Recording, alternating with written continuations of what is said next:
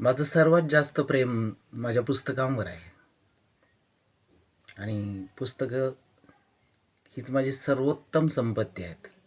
सर्वात मोठी संपत्ती. खूप खूप म्हणजे खूप प्रेम आहे. लहानपणी असताना मला प्रेमाचा वेगळा अर्थ समजला होता. Loss of wealth and loss of health, ocean of sorrows and valley of death, end of life, this is meaning of love. L L म्हणजे loss of wealth and loss of health. O म्हणजे ocean of sorrows, दुःखांचा महासागर.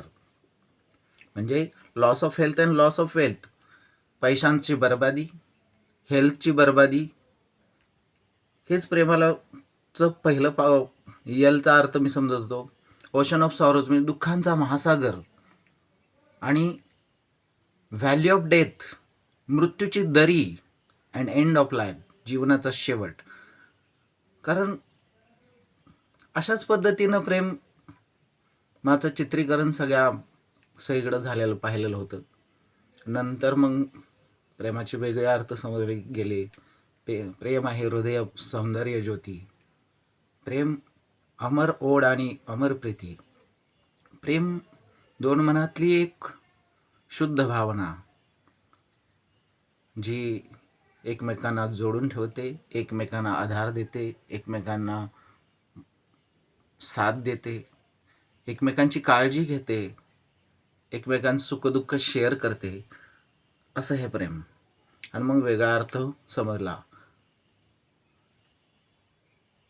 लव is care for all living around us. Love is share for all living around us.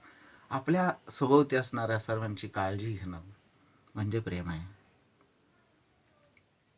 आपल्या सुखदुःख share करणं, दुसऱ्याच्या दुःखात सहभागी होणं, दुसऱ्याच्या सुखामध्ये आपण सुख मानणं, आनंदात आनंदी होणं, आणि दुःखात दुसऱ्याचं दुःख वाटून घेणं, ते हलकं करणं, हेच तर प्रेम आहे. प्रेम हे केअरिंग आहे, शेअरिंग आहे.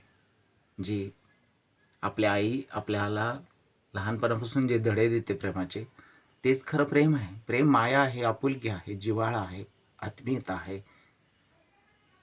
आणि अशा या प्रेम दिनाच्या तुम्हा सर्वांना हार्दिक हार्दिक शुभेच्छा.